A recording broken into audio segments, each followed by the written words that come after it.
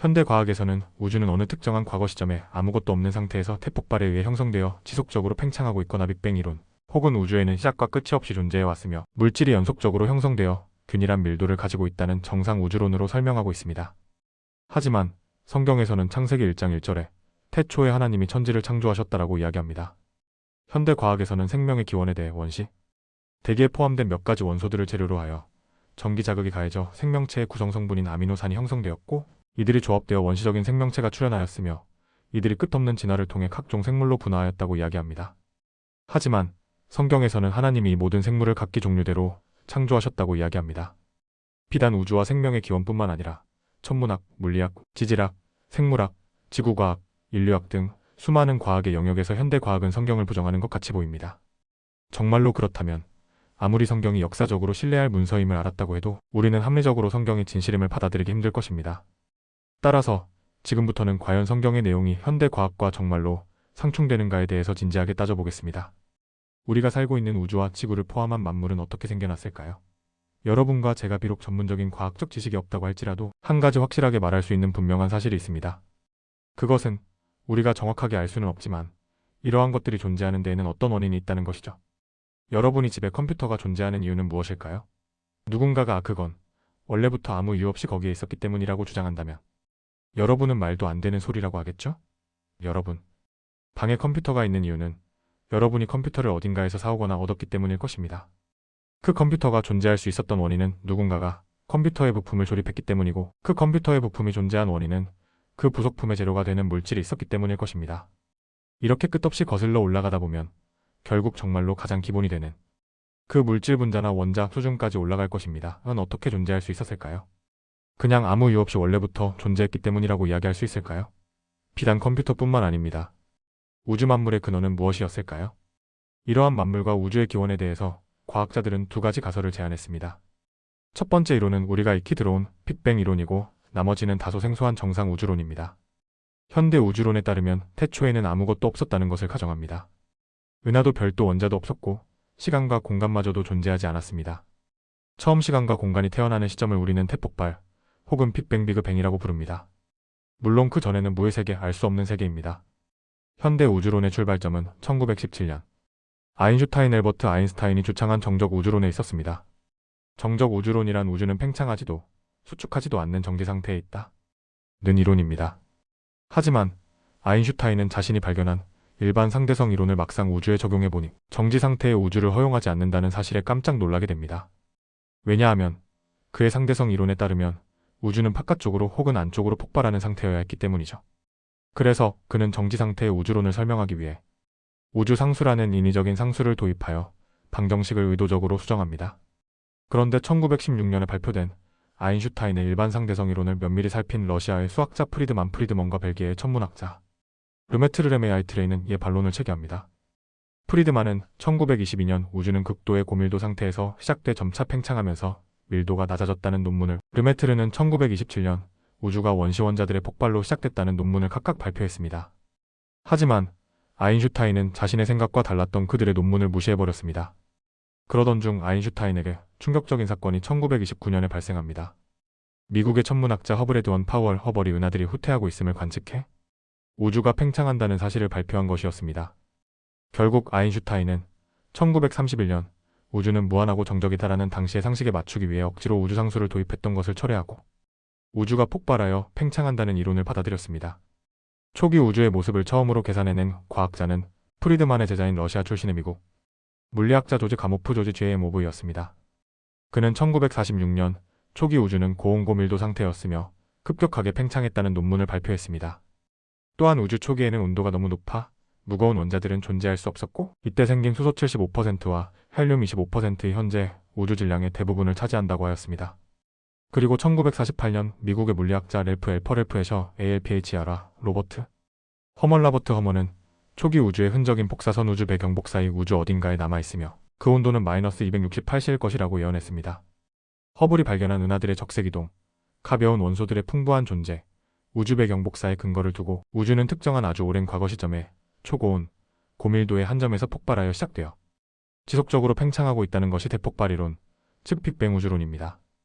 그런데 호일 프레드 호일, 본디어먼 반디, 골드 타머스 골드 등 영국 케임브리지 대학 천문학과 교수들은 빅뱅 이론을 못마땅하게 생각했습니다. 우주의 시간을 거꾸로 돌리면 원시 우주에는 모든 물질 현재, 우주의 모든 것이 한 점에 모이는 초고온 초밀도의 특이점이 생기는데 이를 물리학으로는 도저히 설명할 수 없으므로 그들은 납득하기 어려웠던 것입니다. 그래서 이들은 1948년 정상우주론 스테디 스테이트 코즈몰러지를 발표하였습니다. 정상우주론 스테디 스테이트 코즈몰러지에서는 우주가 시공간적으로 균일할 뿐만 아니라 등방적이기 때문에 우주는 옛날이나 지금이나 늘 같은 꼴이며 우주에는 시작과 끝이 없다고 주장하였습니다. 또 우주는 모든 방향으로 같은 비율로 늘어나기 때문에 허블 법칙도 만족한다고 주장하였습니다. 이처럼 관측사실과 잘 일치하고 특이점을 피할 수 있는 정상우주론은 학자들의 지지를 받으며 빅뱅 이론과 선의의 경쟁을 벌였습니다. 하지만 수모를 당하던 빅뱅 이론을 지지할 결정적인 증거가 나타나게 됩니다. 1964년 벨연구소에 근무하던 독일 태생의 미국 천체물리학자 아노펜지아스 아노 앨런 PNGIAS와 로버트 윌슨 라버트 우드로 윌선이 1948년 엘퍼와 허먼이 예언했던 우주배경 복사를 발견한 것입니다. 우주배경 복사의 온도는 영하 269.5C 3.5K로 예언과 1.5C밖에 차이가 나지 않았고 이들은 허블의 우주 팽창 이후 최고의 관측이라고 불리어지는 우주배경 복사를 발견한 공로로 1978년 노벨 물리학상을 수상했는데 이는 정상 우주론의 이론을 정면으로 반박하는 발견이었습니다. 또한 정상 우주론 스테디 스테이트 코즈몰러지에서 주장하는 우주 공간이 팽창하는 과정에서 새로운 물질이 무에서 생겨나 우주 공간을 계속 메울 것이라는 가설물론 객관적인 증거는 없습니다. 또 인정받지 못했습니다. 왜냐하면 이것은 물질은 새로 파괴되지도 창조되지도 않는다는 연력학 제1법칙에 위배되는 비판을 면하기 어려웠기 때문입니다. 이에 따라 정상 우주론 스테디 스테이트 코즈몰러지는 현대 천문학에서 사장되어 버리고 빅뱅 이론이 우주의 기원을 합리적으로 설명하는 표준 모델로 자리잡게 되었습니다. 그런데 빅뱅 이론의 핵심은 우주가 시작도 끝도 없이 원래 존재해왔던 것이 아니라 시작점이 있음을 의미합니다. 반면 정상 우주론은 우주는 원래부터 존재했던 것이므로 자체의 원인이 없다라는 것을 의미합니다. 이런 임의모호한 사실이 대체 하나님이 천지를 창조했다는 사실과 대체 무슨 상관이 있냐는 의문을 제기하실지도 모르겠습니다. 하지만 대단히 밀접한 관계가 있습니다. 왜냐하면 우주의 시작점이 있느냐 아니면 시작점이 없이 원래부터 존재했느냐의 여부가 바로 하나님이 우주를 창조했다라는 사실이 참인지 거짓인지를 판별할 수 있는 기준이 되기 때문입니다. 아무 관계없어 보이는 이 둘을 연결하기 위해서는 우선 칼람의 논증이라는 논리를 알아야 합니다. 칼람의 논증은 다음과 같습니다. 첫째 대전제는 모든 존재하기 시작한 것에는 원인이 있다는 것입니다. 둘째 소전제는 우주는 존재하기 시작했다는 것입니다. 마지막 결론은 따라서 우주에는 원인이 있다입니다. 대전제는 모두가 참이라고 받아들이는 사실입니다. 우주론에서 가장 문제가 되었던 것은 대전제가 아닌 소전제였습니다. 우주는 존재하기 시작했느냐 즉 과거에 우주의 시작점이 있었는가 아니면 원래부터 존재했느냐의 여부가 중요합니다. 빅뱅 이론이 과학적으로 확립되기 이전 고대 철학에서도 우주는 시작점이 없이 원래부터 존재했다는 설과 우주의 시작점과 원인이 있다는 설이 대립을 빚었습니다. 따라서 대전제는 누구나 공통적으로 인정하더라도 소전제에 대해서 의견이 갈렸기 때문에 우주의 원인이 있느냐 없느냐에 대해서 결론이 나지 않았습니다. 하지만 20세기에 들어서 천문학과 물리학을 통해 빅뱅 이론이 정설로 인정되었습니다. 이에 따라 우주에 분명한 시작점이 있었다는 것이 과학적으로 증명되었습니다. 따라서 모든 존재하기 시작한 것에는 원인이 있는데 우주는 존재하기 시작했기 때문에 우주의 기원에는 원인이 있다는 논리적으로 타당한 결론을 얻을 수 있게 된 것이죠. 이 사실은 무신론자들에게 엄청난 타격을 주었습니다. 우주에는 시작도 원인도 없을 것이라는 가설을 주장한 사람들은 사실 무신론자들이었기 때문입니다. 이들이 이렇게 주장한 이유는 이렇게 주장해야만 아무 이유 없이 우주가 존재할 수 있으므로 신이 없다는 그들의 주장을 고수할 수 있었기 때문입니다.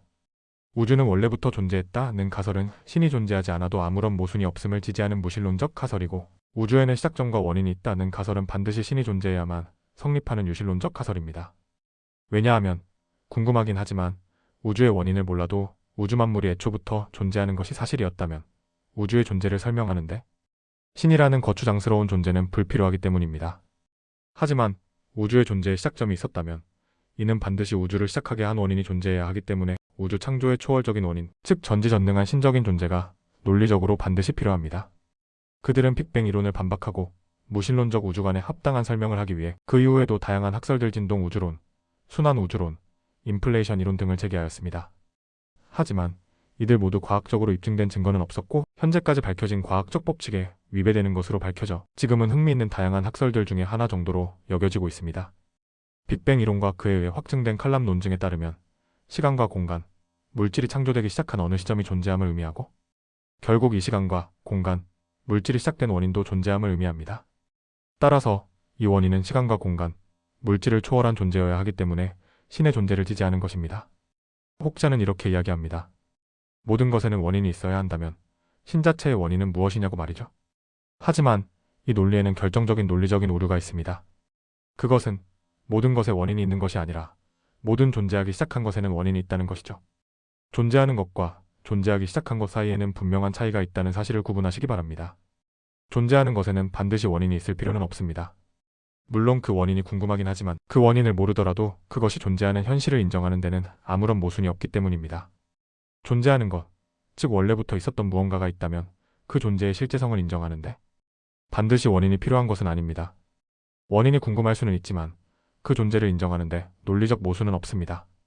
하지만 존재하기 시작한 것에는 원인이 있다는 자명한 진리라고 할 수 있습니다. 왜냐하면 이 말을 다르게 바꾸어 표현하자면 무에서 유가 창조될 수는 없다는 것이기 때문입니다.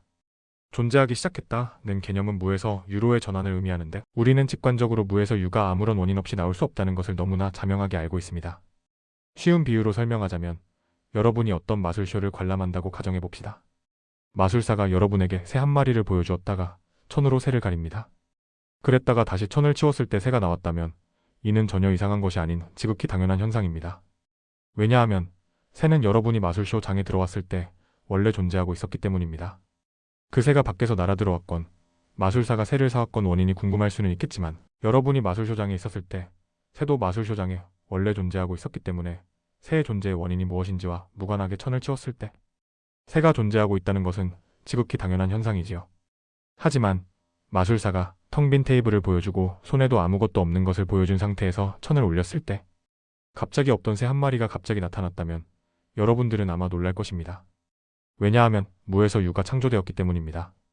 즉, 새는 마술쇼장에 원래부터 존재한 것이 아니라 마술사가 천을 올리는 순간부터 존재하기 시작한 것인데 존재하기 시작한 것에는 반드시 원인이 있어야 한다는 것을 여러분은 직관적으로 너무나 잘 알고 있기 때문입니다.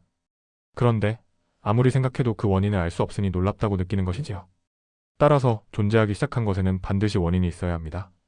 신은 시간과 공간, 물질과 비물질을 초월한 존재이고 존재하기 시작한 시점이 없습니다. 원래부터 존재한 초월적 존재이며 그 자체가 원인이자 결과인 존재이므로 신은 원래부터 존재한 대상입니다. 이 모든 신의 속성은 성경에 나온 하나님의 속성과 그대로 일치합니다. 많은 사람들이 성경의 빅뱅은 과학적 사실이고 창조론은 신화이기 때문에 서로 아무런 관계가 없고 배치된다고 이야기하지만 결코 그렇지 않습니다. 성경의 태초에 하나님이 천지를 구체적으로 어떤 물리학적 법칙으로 만드셨다는 이야기는 물론 나오지 않습니다. 하지만 이 때문에 빅뱅 이론이 성경과 배치되거나 성경을 부정하는 것은 결코 아닙니다. 성경에서는 분명히 태초에 하나님이 천지를 창조하셨다고 분명히 언급하고 있고 이는 분명히 우주에는 시작점이 있었고 그 시작의 원인이 되는 초월적인 하나님이라는 존재를 나타냄으로써 빅뱅 이론과 칼람의 논증에서 도출되는 우주의 시작과 신의 존재를 지지하고 있습니다. 즉, 하나님이 천지를 창조하는 과정이 빅뱅이라는 현상으로 나타났다는 사실은 상호 모순이 아니라 상호 간의 지지와 조화를 이루고 있는 것입니다. 이처럼 과거에는 무신론자들이 자신의 주장을 입증하기 위해 과학을 동원하려 하였습니다. 하지만 실제로 과학적 사실이 정확하게 밝혀짐에 따라 무신론자들이 자신의 주장을 입증하기 위해 오히려 과학을 왜곡해야 하는 아이러니한 상황이 발생하게 된 것입니다. 또한 무신론자들은 너무나 정교하고 복잡한 상태가 유지되고 있는 우주와 지구의 각종 물리 상수를 우연한 계기로 우연한 규칙성에 의해 형성되었다는 근거로 설명하기가 확률적으로 불가능하다는 것을 깨닫게 됩니다. 그래서 우주에는 셀 수 없을 정도로 많은 다양한 종류의 우주가 존재하는데 우리가 살고 있는 우주가 그 모든 조건이 딱 맞아 떨어진 우주일 것이라는 끼워 맞추기식의 다중우주론을 주장하기도 하였습니다. 하지만 다중우주론은 그 자체의 논리적 허구성과 과학적 근거의 부재로 인해 많은 비판을 받고 있습니다. 우리 우주가 생명체의 존재를 허용하기 위해서는 수십 가지의 물리, 상수들이 극도로 좁은 범위 안에 정확히 자리 잡고 있어야만 합니다. 이처럼 믿기 힘든 정교함을 우연으로 설명하기 어렵다는 문제에 직면하자 일부 물리학자들은 아예 무한에 가까운 우주들이 존재한다는 다중 우주 가설을 해결책으로 제시했습니다. 이 주장의 핵심은 셀 수 없이 많은 우주가 각기 다른 물리 법칙과 상수를 가지고 무작위로 생성되며 우리는 그 중에서 생명체가 존재할 수 있는 조건을 우연히 갖춘 우주에 살고 있기 때문에 이 정교함을 목격한다는 것입니다. 그러나 이는 하나의 확률적 불가능성을 설명하기 위해 관측 불가능한 무한계의 존재를 가정하는 논리적 비약이라는 비판을 받습니다. 이 가설은 우리 우주는 왜 이렇게 정교한가? 라는 질문에 대한 직접적인 증거는 전혀 제시하지 못한 채 직접적인 답을 하기보다 수많은 우주 중 하나니까라고 답함으로써 원래 질문의 중요성을 회피합니다. 즉, 미세조정이라는 특별한 증거는 전혀 제시하지 못하면서 그 의미를 희석시키기 위해 급조된 가설이라는 지적을 받는 것입니다. 또한 하나의 정교하게 조정된 우주를 설명하고자 관측 불가능하고 무한에 가까운 다른 우주들을 가정하는 것은 설명에 필요한 가정의 수는 적을수록 좋다는 과학의 기본 원칙인 오컴의 면도나 로시 CAMS 레이저에도 정면으로 위배됩니다. 이러한 논리적 문제뿐만 아니라 다중 우주론은 과학적 가설로서의 기본 요건을 충족하는지에 대한 근본적인 의문에 부딪힙니다. 과학 이론이 되기 위한 핵심 조건은 실험이나 관측을 통해 그 이론을 뒷받침하거나 틀렸음을 증명할 수 있는 경험적 검증 가능성과 반증 가능성입니다. 이처럼 다중 우주의 존재를 증명할 방법도 그것이 존재하지 않음을 증명할 방법도 현재로서는 전무하기에 이는 과학적 가설이라기보다는 증명 불가능한 형이상학적 또는 철학적 사변에 가깝다는 비판을 받습니다. 더 나아가 타중 우주론이 가정하는 무한이라는 개념 자체는 과학의 근간을 흔들 수 있는 더 심각한 역설을 내포하고 있습니다. 만약 정말로 모든 가능성을 가진 무한한 우주가 존재한다면 그 안에는 우리가 상상할 수 있는 모든 일, 심지어 물리법칙을 거스르는 것처럼 보이는 기이한 일들도 어딘가에서는 일어나고 있을 것입니다. 이는 측정 문제로 이어져 무한한 가능성 속에서 우리가 왜 하필 안정적이고 예측 가능한 물리법칙이 지배하는 이 우주를 관측하는지에 대한 확률 계산을 불가능하게 만듭니다. 모든 것이 가능하다면 어떤 것도 예측할 수 없게 되며 이는 과학적 설명을 위해 도입한 가설이 오히려 과학적 설명 자체를 불가능하게 만드는 모순에 빠지는 것입니다. 결론적으로 다중 우주론은 우주의 미세조정이라는 난제를 해결하기 위한 대담한 상상력의 산물이지만 그 자체는 관측 가능한 증거가 없고 논리적 비약과 철학적 문제들을 내포하고 있습니다. 이 때문에 과학적 설명이라기보다는 우주의 정교함이 지적 설계의 증거가 될 수 있다는 가능성을 피하기 위한 물질주의적 신념 체계라는 비판에서 자유롭기 어렵습니다.